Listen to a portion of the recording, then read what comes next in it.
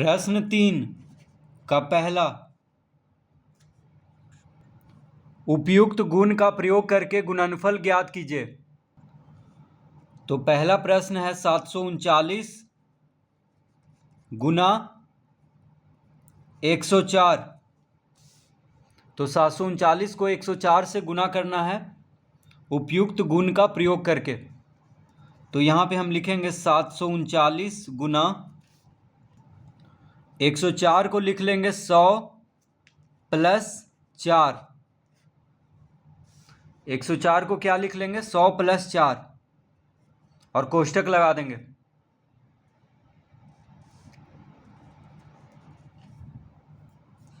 अब यहाँ पे वितरण नियम लगाएंगे। तो वितरण नियम में 739 को 100 के साथ भी गुना करेंगे और 739 को 4 के साथ भी गुना करेंगे। तो 739 गुना 100 हो गया 73,900।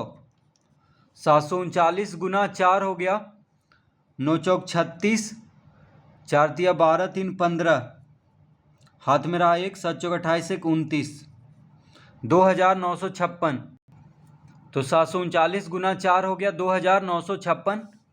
अब दोनों को जोड़ देंगे तो आ जाएगा 6, 5, 9 9 18, हाथ में रहा 1, 3 2 5 1 6, 76,856। तो 739 गुना 104 हो जाएगा 76,856। तो इस तरह से वितरण नियम लगा करके देखिए, वितरण नियम लगाए हैं यहाँ पे। 739 को वितरित कर दिए हैं, 100 के साथ भी गुना किए हैं और 739 को 4 के साथ भी गुना किए हैं और ये प्लस का चिन्ह यहाँ पे लिखे हैं बीच में। ठीक है, तो ये वितरण हो गया। 739 को दोनों के साथ क्या हुआ, वितरण हो गया है। तो इस तरह से आसानी से इसको हल कर लेंगे।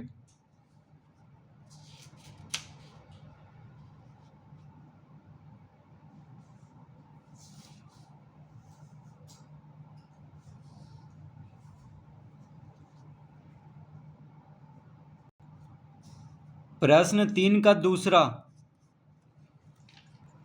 एक दुकानदार सुबह 18 लीटर और शाम को 15 लीटर दूध खरीदता है। यदि दूध का मूल्य 17 रुपया प्रति लीटर है तो वह दुकानदार प्रतिदिन कितने रुपये का दूध खरीदता है। तो यहाँ पे देखिए, दुकानदार जो है सुबह में 18 लीटर और शाम में 15 लीटर दूध खरीद रहा है। सुबह में 18 लीटर और शाम में 15 लीटर दूध खरीदता है। यदि दूध का मूल्य 17 रुपया, तो देखिए दूध का मूल्य कितना है, 17 रुपया है। तो गुना कर देंगे 17 से, किसको, 18 और 15 को जोड़ करके फिर जो आएगा उसको 17 से गुना कर देंगे तो इसका उत्तर आ जाएगा। क्योंकि 18 लीटर सुबह में दूध और शाम में 15 लीटर दूध खरीद रहा है, तो दोनों को जोड़ेंगे तो कितना लीटर हो जाएगा, देखिए 8 5 13, 1 1 2 1 3, यानी 33 लीटर दूध एक दिन में दुकानदार जो है खरीद रहा है, 33 लीटर। और 1 लीटर का मूल्य है 17 रुपये। 17 रुपया है 1 लीटर का मूल्य। तो 33 लीटर का कितना हो जाएगा, 33 गुना 17। तो 33 गुना 17 हो जाएगा 561। यानी दुकानदार जो है प्रतिदिन 561 रुपया का दूध खरीद रहा है। तो लिखेंगे, अतः दुकानदार प्रतिदिन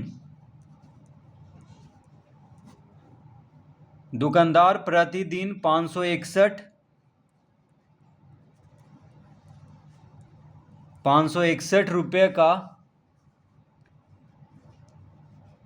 दूध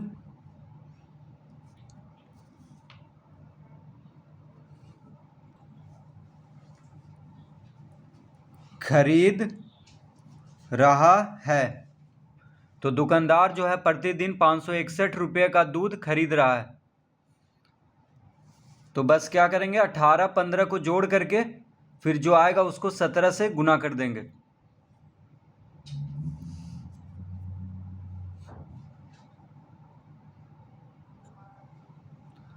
तीसरा प्रश्न 3 का तीसरा, रिक्त स्थानों को भरिए। तीसरा का ए 278 गुना रिक्त स्थान बराबर 278। तो देखिए 278 में कितना गुना करेंगे कि 278 आएगा। तो 278 में 1 गुना करेंगे तो कितना आ जाएगा 278। तो यहाँ पे 1 भरेंगे। बी 429 प्लस 0 बराबर 429 में 0 जोड़ेंगे तो कितना आ जाएगा 429। तो यहाँ पे 429 भर देंगे। सी 678 माइनस बराबर 0। तो 678 में कितना घटाने पे 0 आ जाएगा। तो 678 में 678 घटा देंगे तो 0 आएगा। डी 4693 गुना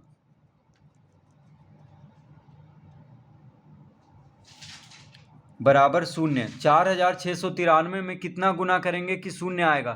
तो 4693 में 0 गुना करेंगे तो कितना आ जाएगा 0। 49 गुना 6 बराबर 50 माइनस 1 गुना रिक्त स्थान। तो देखिए 49 को 6 से गुना करना है। तो 49 गुना 6 बराबर क्या होगा 50 माइनस 1 गुना 6। यहाँ पे 6 लिखेंगे क्योंकि 50 में से 1 घटाने पे क्या आता है 49। तो 49 इधर भी है। तो 49 गुना 6 बराबर 49 गुना 6 होगा। तो 50 माइनस 1 49 होता है। तो 49 दिया हुआ है। देखिए 50 में से 1 घटाने पे 49। तो 49 में 6 गुना करेंगे तो दोनों बराबर हो जाएगा। 49 गुना 6 बराबर 49 गुना 6। तो 49 को लिखा हुआ है 50 माइनस 1। तो यहाँ पे क्या भरेंगे 6 भरेंगे।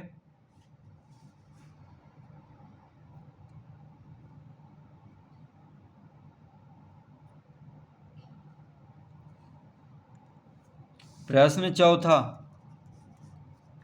चौथा का ए, निम्नलिखित को सुमेलित कीजिए। तो ए है 4 गुना 97 गुना 25 बराबर 4 गुना 25 गुना 97। तो यहाँ पे देखिए क्रम को बदला गया है। 97 गुना 25 है। तो यहाँ पे है 25 गुना 97, यानी 97 और 25 का क्रम बदल दिया गया है। तो इसको कहते हैं गुणन का क्रम विनिमेयता। ठीक है, तो इसको किस में सुमेलित करेंगे यानी मिलाएंगे। तो ये हो गया गुणन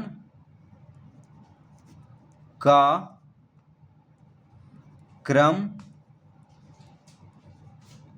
विनिमेयता।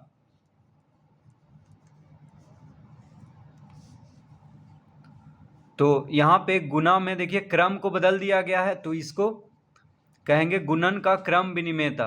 ठीक है, तो इसका उत्तर क्या आएगा गुणन का क्रम विनिमेयता।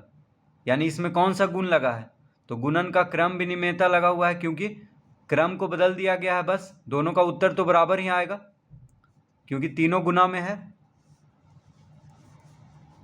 बी में है 16 गुना 17 गुना 8 बराबर 16 गुना 17 गुना 8।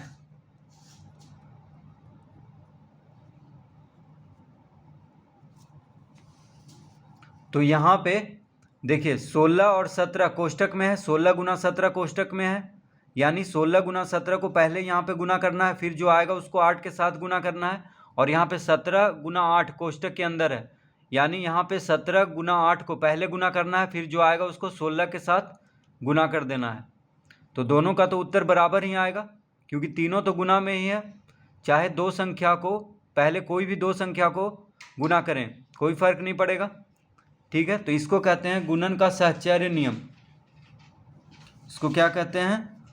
गुणन का साहचर्य नियम। इसको गुणन का साहचर्य नियम कहते हैं। सी 19 गुना 20 + 17 बराबर 19 गुना 20 + 19 गुना 17। तो यहाँ पे 20 + 17 कोष्टक के अंदर है, यानी इन दोनों को पहले जोड़ना है, फिर जो आएगा उसको 19 के साथ गुना करना है। ठीक है, अब यहाँ पे देखिए 19 को जो है दोनों के साथ वितरण कर दिया गया है, 20 के साथ भी गुना कर दिया गया है और 17 के साथ भी गुना कर दिया गया है, और बीच में प्लस का चिन्ह है, तो कोई फर्क नहीं पड़ेगा। चाहे ये दोनों को जोड़ करके फिर उसको जो आएगा उसको 19 के साथ गुना करें, या ये इसको गुना करके इसको गुना करके फिर दोनों को जोड़ दें, दोनों का उत्तर बराबर ही आएगा। तो इसको क्या कहते हैं? इसको कहते हैं योग पर गुणन का वितरण। योग पर गुणन का वितरण। देखिए योग पर गुणन का वितरण हो रहा है, यहाँ पे योग है। ठीक है, यहाँ पे देखिए जोड़ है, तो यहाँ पे क्या कर दिया है? वितरण कर दिया गया है 19 को दोनों के साथ, बीच में जोड़ का चिन्ह आ गया है, तो इसको कहते हैं योग पर गुणन का वितरण।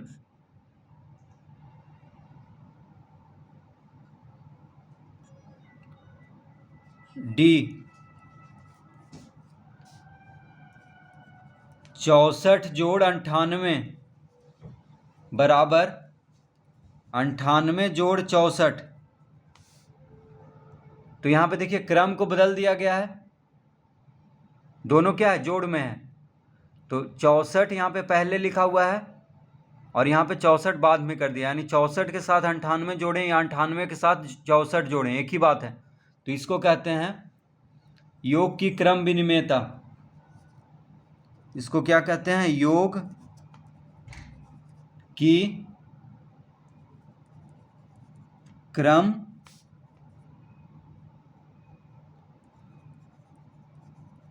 विनिमेयता। तो इसको क्या कहते हैं? योग की क्रम विनिमेयता। ई में है 78 जोड़ 62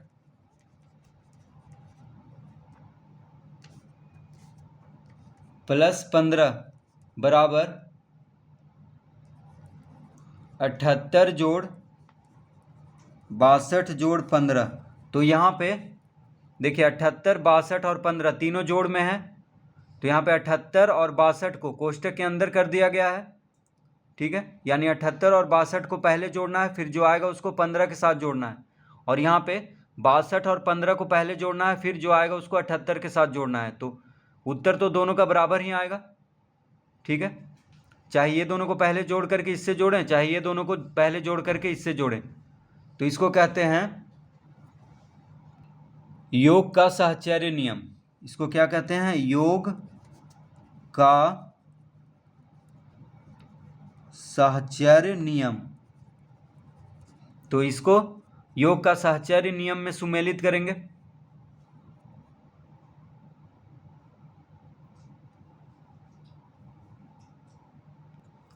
पांचवा प्रश्न,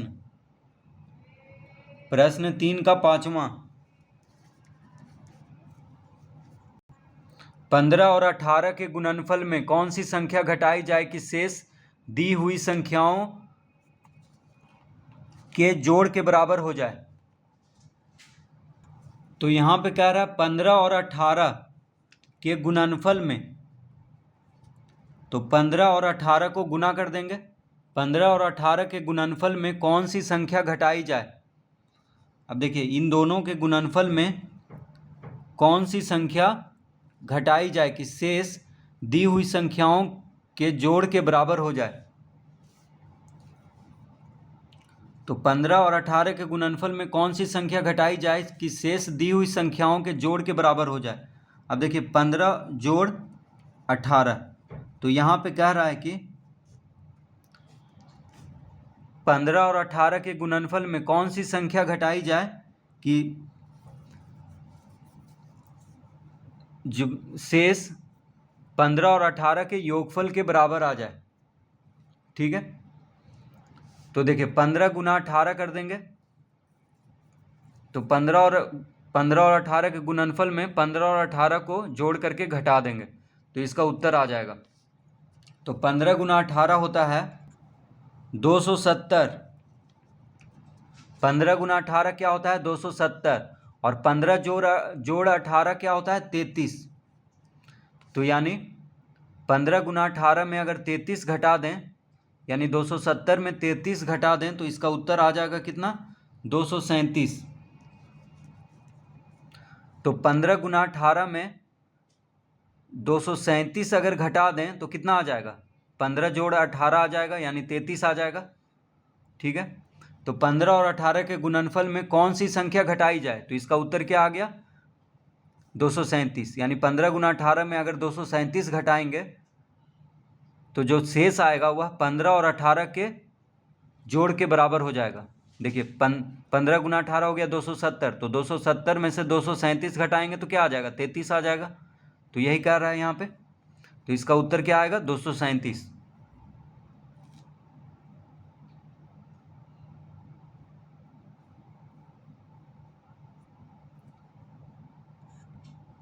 प्रश्न 4 का पहला, 47,283 में कितना जोड़ा जाए कि जोड़ 59,724 हो जाए। तो यहाँ पे क्या करेंगे 59,724 में से 47,283 को घटा देंगे, तो इसका उत्तर आ जाएगा। क्योंकि कह रहा है कि 47,283 में कितना जोड़ा जाए, यानी 47,283 में कितना जोड़ दिया जाए कि 59,724 हो जाए। तो 59,724 में 47,283 को घटा देंगे तो कितना आ जाएगा। देखिए 4 में से 3 गया 1, 12 में से 8 गया 4, ये हो गया 6, 6 में से 2 गया 4, 9 में से 7 गया 2, 5 में से 4 गया 1। तो इसका उत्तर आ गया 12,441। यानी 47,283 में 12,441 को जोड़ेंगे तो आ जाएगा 59,724। ठीक है, 47,283 में 12,441 को जोड़ने पर कितना आ जाएगा 59,724। तो बस क्या करेंगे यहाँ पे 59,724 में 47,283 को घटा देंगे। दूसरा, 1 मिलियन से 56,281 कितना कम है। तो 1 मिलियन में कितना शून्य होता है, 1 पे 6 शून्य होता है। देखिए इसको कहते हैं 1 मिलियन। इकाई, दहाई, सैकड़ा, हजार, 10,000, 100,000, मिलियन, ये हो गया 1 मिलियन। तो 1 मिलियन से 56,281 कितना कम है, ये कह रहा है 1 मिलियन से 56,281 कितना कम है। तो 1 मिलियन यानी 1 पे 6 शून्य होगा, तो इकाई, दहाई, सैकड़ा, हजार, 10,000, 100,000, मिलियन। तो 1 मिलियन से 56,281 56,281 कितना कम है। तो 1 मिलियन में से 56,281 को घटा देंगे तो आ जाएगा इसका उत्तर। तो बराबर कितना आ जाएगा, देखिए 10 में से 1 गया 9, ये हो गया 9, 9 में से 8 गया 1, 9 में से 2 गया 7, 9 में से 6 गया 3, 9 में से 5 गया 4, और ये जो हो गया ये शून्य हो गया 9। तो इसका उत्तर कितना आ गया 9,43,719।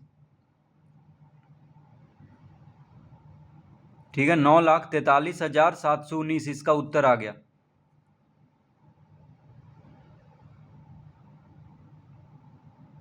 तो 1 मिलियन से 56,281 9,43,719 कम है।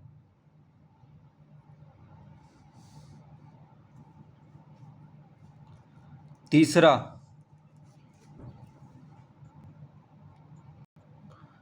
है, दो संख्याओं का अंतर 793 है और छोटी संख्या 172 है, तो बड़ी संख्या निकालिए। तो यहाँ पे क्या कह रहा है, बड़ी संख्या निकालना है, तो बड़ी संख्या माइनस छोटी संख्या कितना है 172, तो बड़ी संख्या माइनस छोटी संख्या बराबर उसका अंतर कितना दिया हुआ है 793। तो बड़ी संख्या निकालना है, छोटी संख्या दिया हुआ है 172, ठीक है, और दोनों का अंतर है 793, यानी बड़ी संख्या माइनस छोटी संख्या बराबर क्या होगा, अंतर होगा। तो अंतर दिया हुआ है 793 और छोटी संख्या 172, तो बड़ी संख्या निकालना है। तो बड़ी संख्या बराबर क्या हो जाएगा 793 जोड़ 172, यानी दोनों को जोड़ देंगे, 793 और 172 को जोड़ देंगे, ठीक है, क्योंकि बराबर के बायां तरफ देखिए 172 माइनस में है, तो जब 172 को बराबर के दाएं तरफ लाएंगे तो प्लस में हो जाएगा, क्योंकि इधर माइनस में है बराबर के बायां तरफ, तो बराबर के दाएं तरफ आके क्या में हो जाएगा, प्लस में। तो दोनों को जोड़ देंगे इसका मतलब, तो सीधा सा समझना है कि दोनों को जोड़ देना है। तो 3 2 5, 9 7 16, 7 1 8 1 9, तो कितना आ गया 965। तो बड़ी संख्या बराबर 965।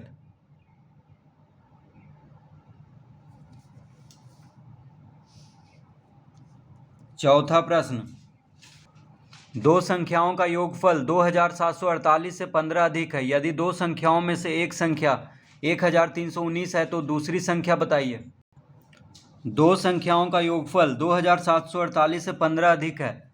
यदि दो संख्याओं में से एक संख्या 1319 है तो दूसरी संख्या बताइए। तो प्रश्न 4 का चौथा में दो संख्याओं का योगफल दिया हुआ है 2748। तो यहाँ पे कह रहा है कि देखिए 1319 एक संख्या दिया हुआ है, इसमें जोड़ना है दूसरी संख्या ज्ञात करना है।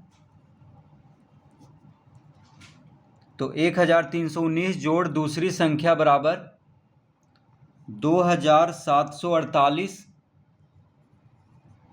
जोड़ 15। तो 1319 जोड़ दूसरी संख्या बराबर 2748 जोड़ 15। तो कह रहा है कि दो संख्याओं का योगफल 2748 से 15 अधिक है। तो 2748 से 15 अधिक है, इसका मतलब 2748 में 15 जोड़ देंगे, ठीक है। उसमें से एक संख्या दिया हुआ है 1319, तो दूसरी संख्या ज्ञात करना है, यानी 1319 जोड़ दूसरी संख्या बराबर क्या लिखेंगे 2748 जोड़ 15। तो हो जाएगा 1319 जोड़ दूसरी संख्या बराबर, अब ये दोनों को जोड़ेंगे, 8 5 13, हाथ में रहा 1, 4 1 5 1 6, तो कितना आ गया 2763। तो 2748 और 15 को जोड़ देंगे तो 2763 आ जाएगा। तो अब निकालेंगे दूसरी संख्या, तो लिखेंगे आता है दूसरी संख्या बराबर 2763 माइनस 1319। देखिए 1319 जो है बराबर के बाएं तरफ प्लस में है, इसके आगे कोई चिन्ह नहीं है, तो ये प्लस में हुआ। तो इसको जब बराबर के दाएं तरफ ले जाएंगे तो माइनस में हो जाएगा, यानी 2763 में से 1319 को घटा देंगे तो निकल जाएगा दूसरी संख्या। तो 13 में से 9 गया 4, 6 में से ये 5 हो गया, 5 में से 1 गया 4, 7 में से 3 गया 4, 2 में से 1 गया 1, तो 1444 दूसरी संख्या हो जाएगा 1444।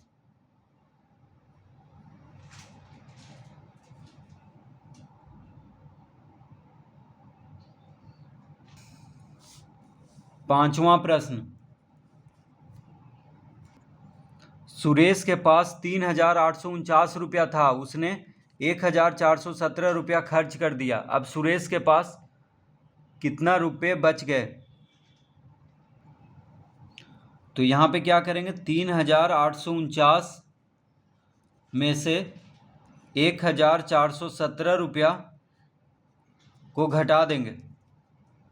ठीक है, तो कह रहा है सुरेश के पास 3,849 रुपया था, उसने 1,417 रुपया खर्च कर दिया। तो अब सुरेश के पास कितना रुपया बच गया है? तो इससे इसको घटा देंगे। तो 9 में से 7 गया 2, 4 में से 1 गया 3, 8 में से 4 गया 4, 3 में से 1 गया 2, यानी 2,432 रुपया। तो सुरेश के पास कितना बचा है? 2,432 रुपया।